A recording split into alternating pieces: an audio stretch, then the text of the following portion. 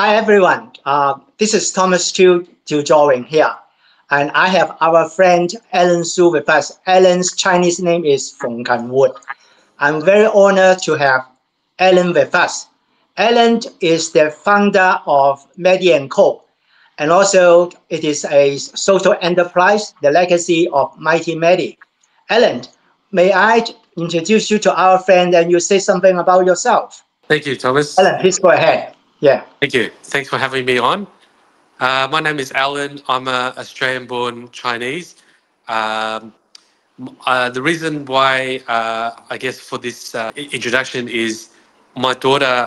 My daughter was diagnosed with a childhood brain cancer known as DIPG. Maddie, she had passed away last May, so about almost 9 months ago. She had a very rare form of brain tumor.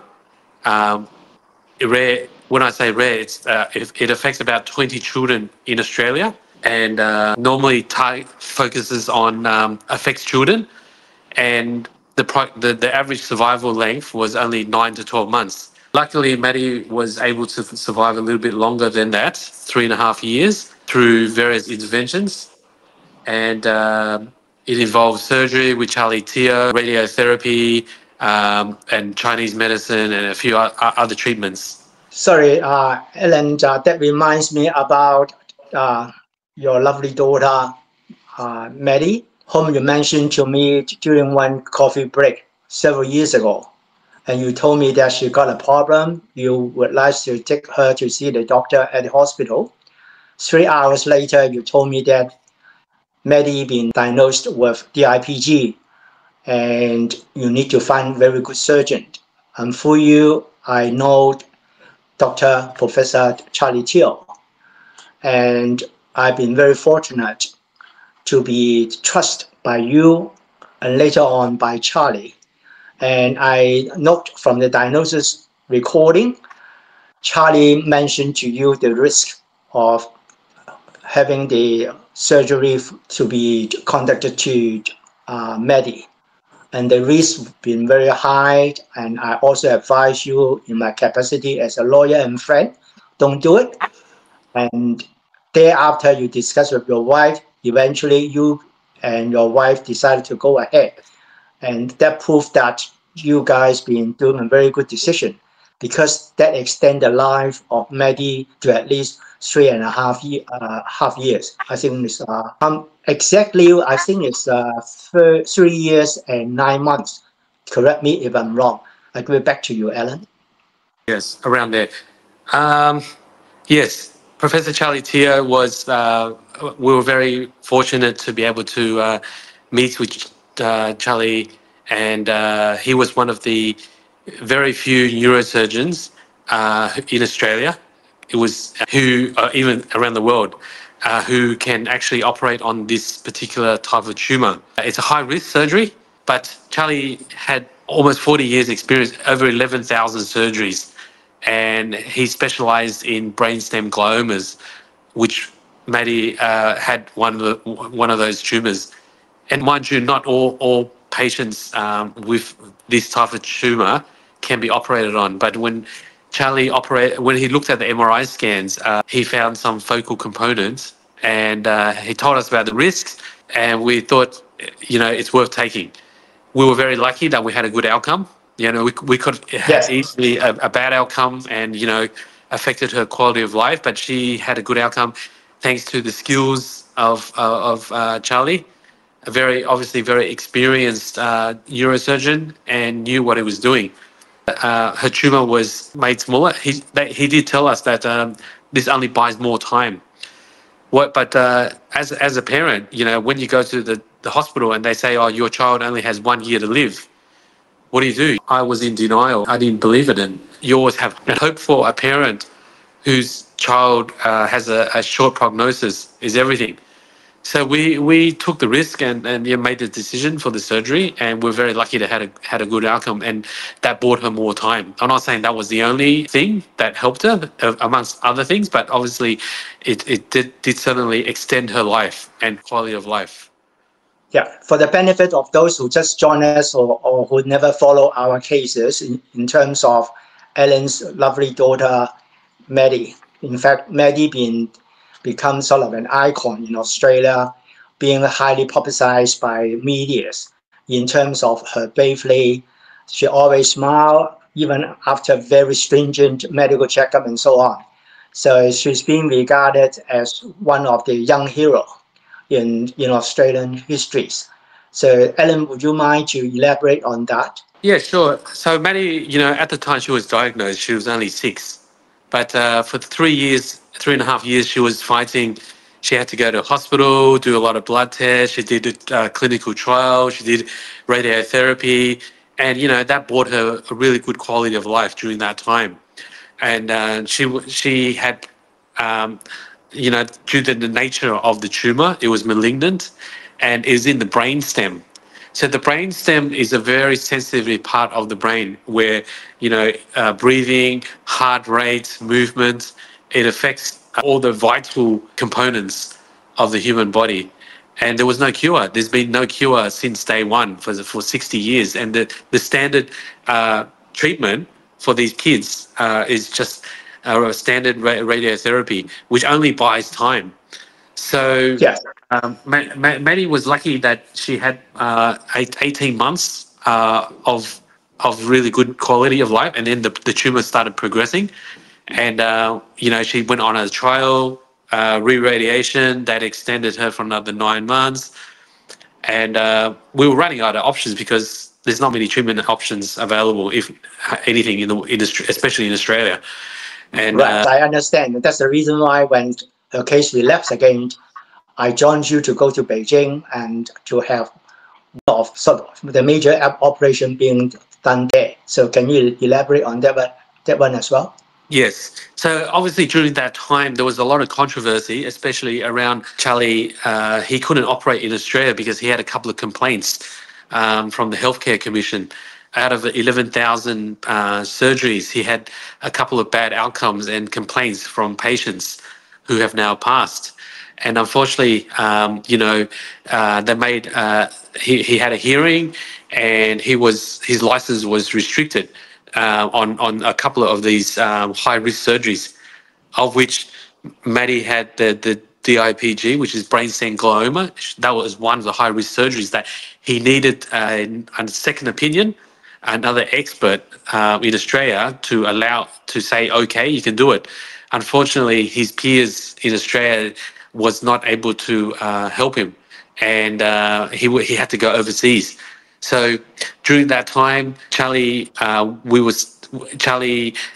actually had not many options left, and he recommended a vaccine specialist to look at a custom vaccine to be made, which needed tumor, and we ran out of tumor samples, and the only way is to go overseas to do it. So thanks to Thomas knew the right people, Professor Ling and her contacts, was able to open the door in Beijing at China INI, which is one of the top neurosurgery hospitals in the country. And we were able to go over there and do surgery with Charlie. This was actually, March. to pause a little bit on this one, I'm sorry to interrupt you, Alan, in relation to my participation with Charlie, only because you sent over Charlie's diagnosis prior to the first operation, the surgery to Maddie several years ago. I start to know and understand how Professor Chiu been doing things. He impressed me as a very prudent doctor. He explained very detailed to you about the process and what happened, the risks, and so on and so forth.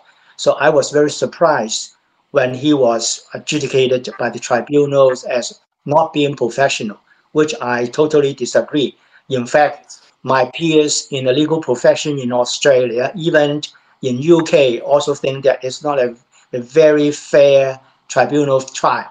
So we try our very best and thinking of clearing the name of Charlie in the near future. But anyway, back to what I say, who's Professor Ling is.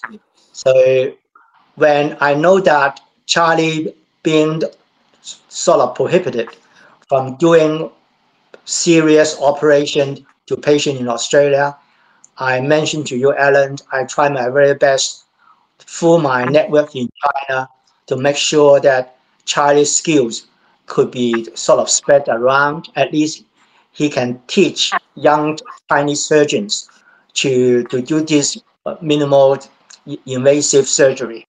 So I've been very lucky, and also due to the skills of Charlie himself, he's been highly recognized and embraced by the Chinese medical profession. So Charlie can do all kinds of surgery with full licensing in China. So that is a very good outcome.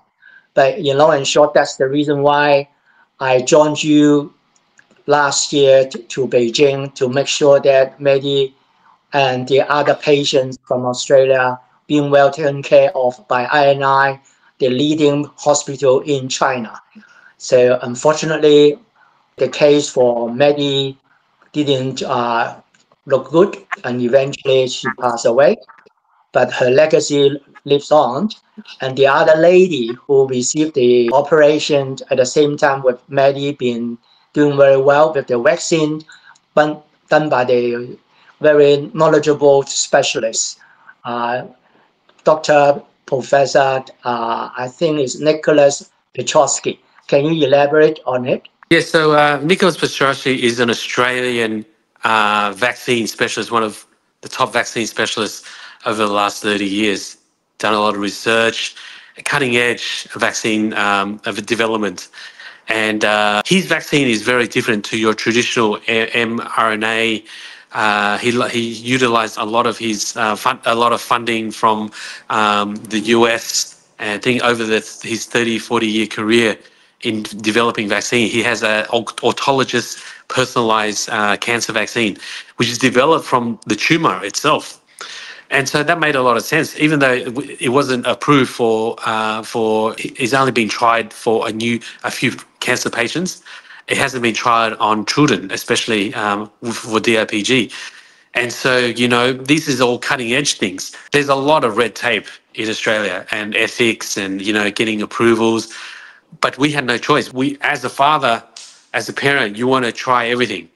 And the problem in Australia is you have to follow the process. If you follow the hospital system, sometimes you don't get the right advice, or they just go with the status quo, whatever is the least risk, or minimizing any litigation. But for us, we wanted to try out new therapies that we believe that could work. Even if it didn't work, and in this case it didn't work, it opened the door to allow. She was the first to try this vaccine. She was the first to go to China for this type of operation. It allows the future patients who are diagnosed with this horrible disease to be given another option. Parents should be able to make the decision for their child or what's best for their children, not the other way around. And it was tough decisions, but I don't regret any of the decisions that we made. We were at the forefront of new development. In fact, this new cancer vaccine, I really believe that personalized vaccine is a way of curing cancer. But of course, we need to spend more money and investment into research. And unfortunately, like Australian government and a lot of other governments around the world, they don't invest in this research. Why? Because it's a numbers game. Unfortunately, childhood brain cancer, it only affects such a small population of the world. Alan, correct me if I'm wrong. In fact, the Australian government already allocated 20 million Australian dollars to cases like Mehdi last year, and recently another 2 million to Professor Matt Dunn. I call Professor Matt Dunn, Petrosky, and Charlie Teo as the three musketeers in this advanced technology and surgery. So what is your comment? Yes, because the Australian government over the years did not fund particularly childhood brain cancer, it's unfortunately parents like us and a few other parents, they have to, advocate for more funding. And so Maddie was very fortunate that she was chosen as the face of the Sunday Telegraph, which is a large media company in Australia newspaper, to be the face of HKABC to campaign the Australian government for more funding. And not only her, a few other families in similar situation help successfully get the government to commit funding. $20 million is really not a lot of money over 7 years, but it's still better than nothing.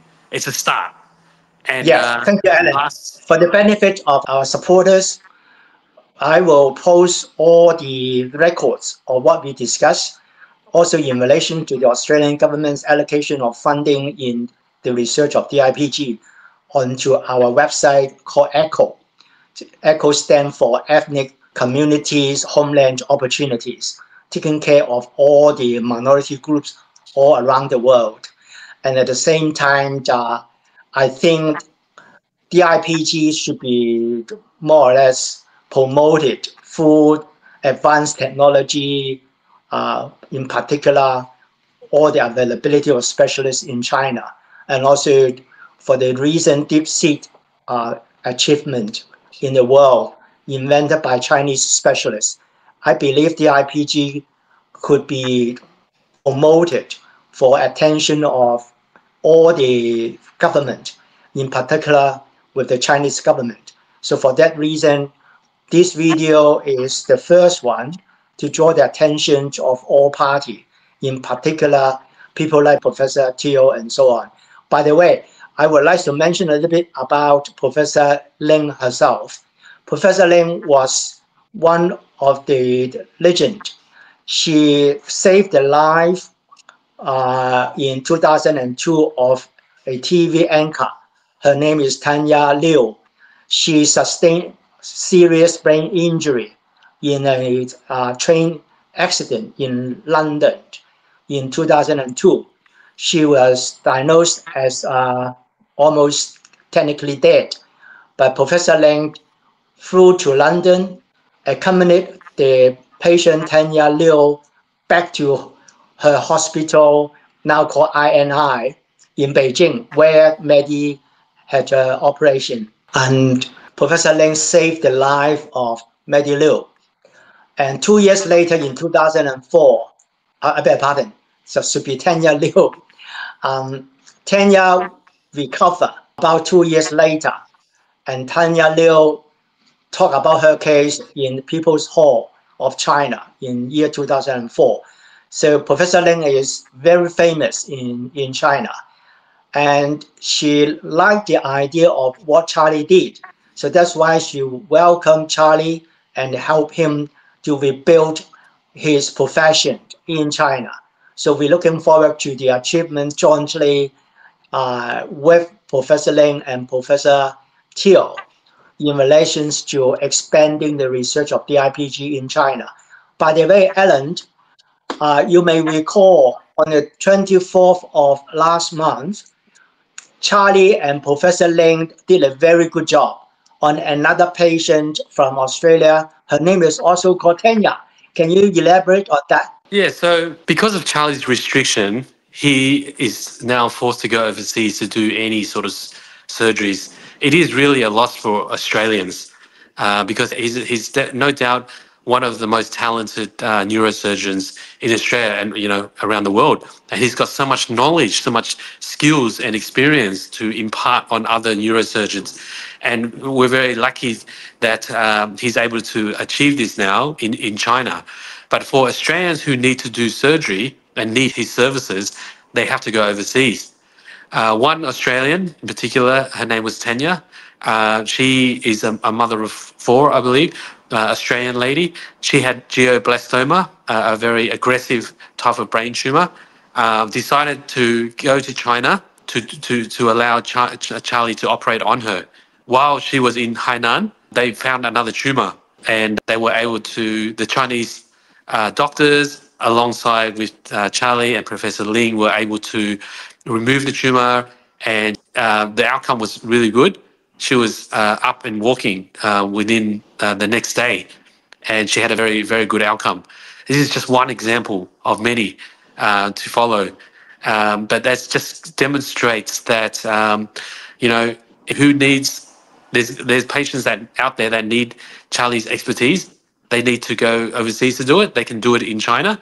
And 10 years experience, and she had commented in the newspaper articles, was a very good experience. And that should be made aware for not only Australian public, but for around the world, because the Chinese doctors are very open-minded, willing to learn new skills. And, the setup and the infrastructure that is built in Hainan will be ready to accept not only Chinese patients, but patients from all over Asia, including Australia and the rest of the world. Thank you, Alan. Sorry to interrupt. Would you mind to mention to our audience about the wonderful journalist, Sidonie Martin, a very good friend now to you and to your daughter? Can you elaborate on that one? Oh, sure, yeah. So Sidonie, she was a former patient of Charlie Teo. She also had brain cancer some years ago. She works for News, which is Sunday Telegraph. And she was the one that reported on the stories, particularly Maddie with the Maddie's Wish campaign, help lobby the Australian government for more funding towards research and, supporting Charlie, explaining the whole story to the public, because there's always two sides to the story. And she was able to express the support of many patients that Charlie had, and all the positive outcomes that have, not just the positive ones. So it gives you a bit of balance in the media of the real. You don't know until you can read the newspaper or watch TV, the media, and they don't always get it right. And she was able to give a very fair and give power to the patients to be able to voice and advocate for better solutions. And Charlie is definitely one of the losses to the Australian community. Yes, indeed. Actually, end of this year, December the 31st, Hainan province will turn into international free trade port. I look forward to the free trade port becomes the hub for promoting Medi and Co, Mighty Medis, and also DIPG through the help of media around the world, initially from Australia and also China. So I really would like to see that kind of things happening, and also to see by the time everyone will understand it has been a big loss to Australians to have Charlie not being able to conduct surgery in Australia for fellow Australian patients. So looking forward to shortly to clear the name of Charlie. But at the same time, I really would like everyone to listen to you, Alan, how you see Australia and China relationship in terms of medical cooperation and advancement of medical research. Say, for example, with Professor Matt Dunn, Professor Nicholas Petrosky, Professor Charlie Teo, plus Professor Ling and her team all over China. Alan. Yes, I mean, I'm not a medical expert. I was just a parent of a child who had cancer, in particular brain cancer. And for what mattered for me was the results. Yes. And having parents or patients having a say in their treatment options. Unfortunately, in the space that, with DIPG, there was no cure, and we're working towards a cure. This is a global issue. It's not just in Australia. But why should the minority be disadvantaged? We should be getting more support. But unfortunately, governments don't fund these sort of things. It's people patients or parents or families like us who've been through it, who understand what it's like, who suffered, to support the cause. They would have to go set up their own charity or, find ways to raise funds and put it towards medical research. This is only research that would advance to find a cure. And Yes. Charlie is one of several. He's a very skilled neurosurgeon. There's other very talented researchers and doctors and people in the field trying to find a solution. And the key is about collaboration. Put politics aside, bureaucracy aside.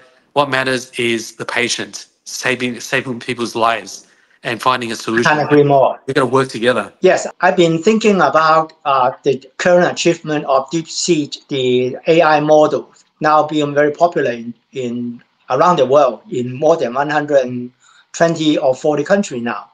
So I'm just thinking if DIPG research could be moved to Hainan as a main research hub, utilizing the mega computer and also the DeepSeek AI model to calculate, to do the research and so on. It would expedite the process of the scientific research, especially medical achievement.